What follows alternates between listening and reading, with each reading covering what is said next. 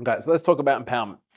So when we are at the effect of things, okay, that's when essentially we're at the effect of things. So we say things like, all this stuff outside of myself or my past or my genes or whatever it might be, it makes me think, feel, or behave a certain way.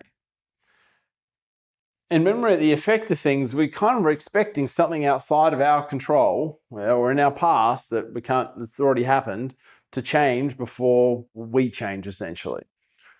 And you've probably had arguments with friends and family and people before, and when you're kind of just at a standoff. You're like, neither of you want to apologize, none of you want to take the first step. But unless one of you takes responsibility for what you said, nothing will change. So then you have to say, you know what? If I'm going to move this relationship forward or be able to get what I want, I've got to take responsibility for it. I'm going to be at cause. And when we're at cause, we have the ability to influence.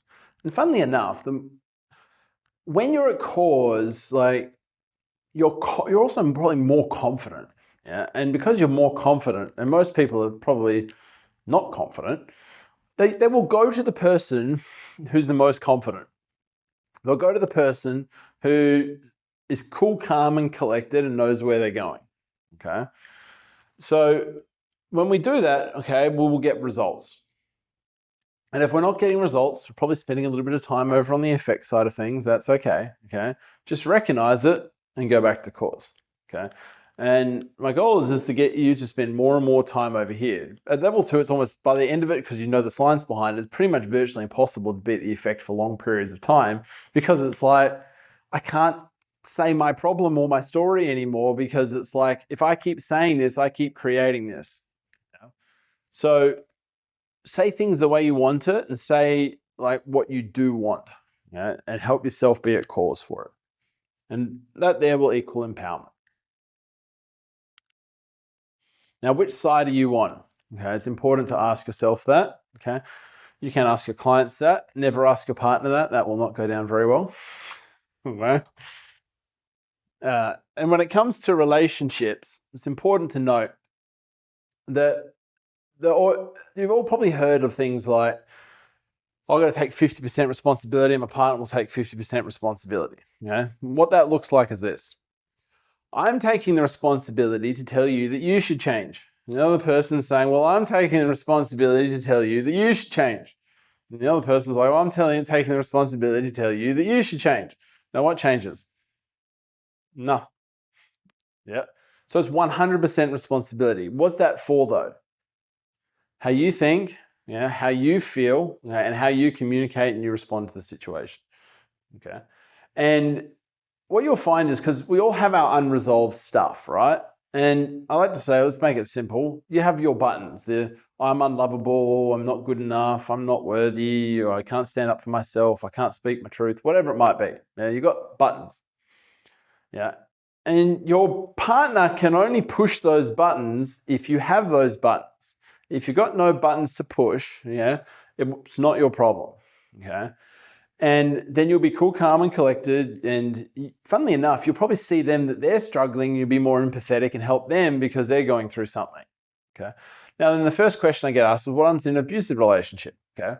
Well, you're going to now have the confidence to be like, you know what? I'm worth more than this, and I don't feel that way, and I want love in my life, and this ain't love. I'm out of here. And you would just leave. Okay. Now, it's easier said than done because we have conflicts. But when we let go of these conflicts, we can be ourselves and be confident and know where we're going and speak our truth and do all the things that we know we need to do when we resolve those things at an unconscious level. Okay. Any questions about that? Very good. That's where all these skills are going to help you.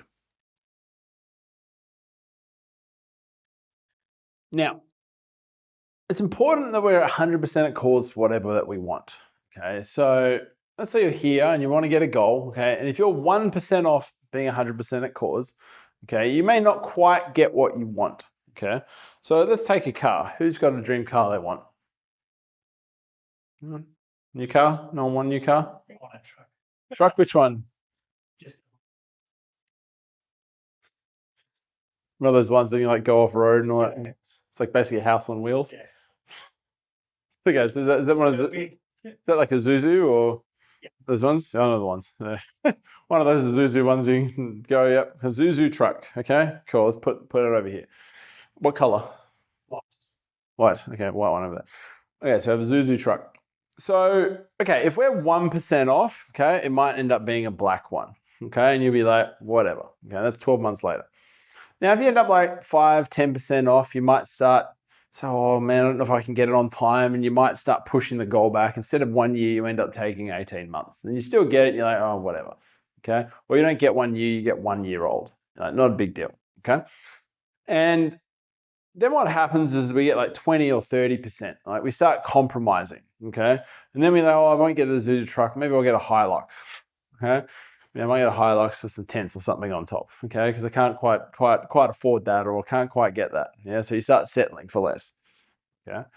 And if you end up being like 50-50, usually what happens, okay, do I want it? Do I not want it? Should I have it? Should I not have it? Am I worthy of having it? No, I'm not worthy of having it. And eventually, like what happens is the vehicle that we have usually breaks down, and then what we have to do? Buy another one. So pretty much buy another one. It's pretty much the same car that just works, okay? And we find that we don't make any progress, and we kind of just stay stagnant, okay?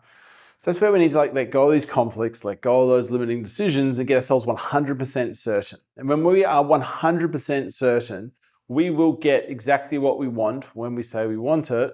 And we'll find that like you've got to be certain now though.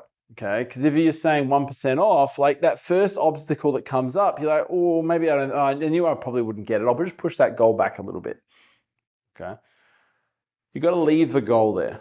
Sometimes people don't want to leave the goal there because they're afraid of their stuff coming up. Okay, but you want like stuff to come up. Okay, because you put the goal there, and when your stuff comes up, you utilize that as an opportunity to let go of some stuff. Okay, so you become the person that you need to be to achieve that goal. Okay, but a lot of times we never can do new things or do greater things than we've ever done before because we're never changing who we are. That's why we have the saying, like, if you keep doing the same thing over and over again, expecting a different result, that's like insanity, right? But we do the same thing over and over again because we don't let go of our stuff.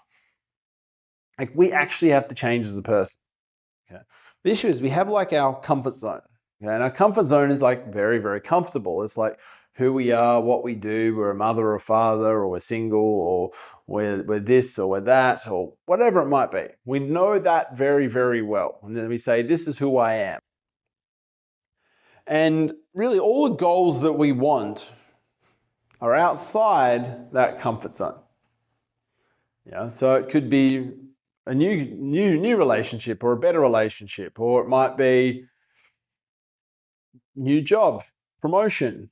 Yeah, it might be something like maybe making $1 million a year, or whatever it might be.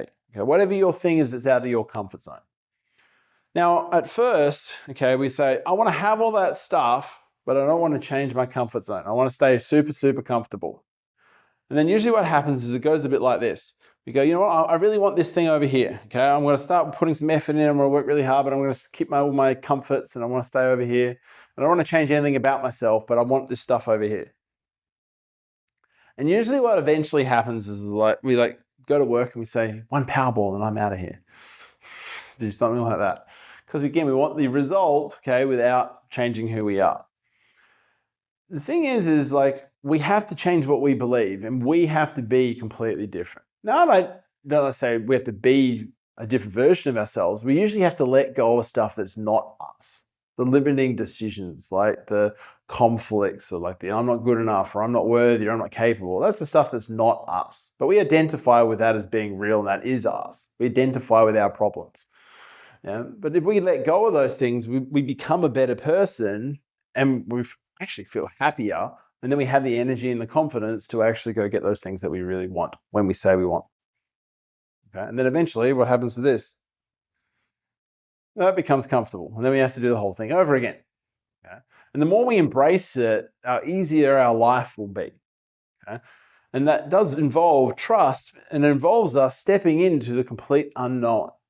Okay? And people find it very hard to step into the unknown because they don't trust themselves. They don't have that faith that they're going to be okay. But if you can help someone let go of their baggage and let go of these false identities, it makes it much easier to step into that unknown and start to create the things that we want in our life.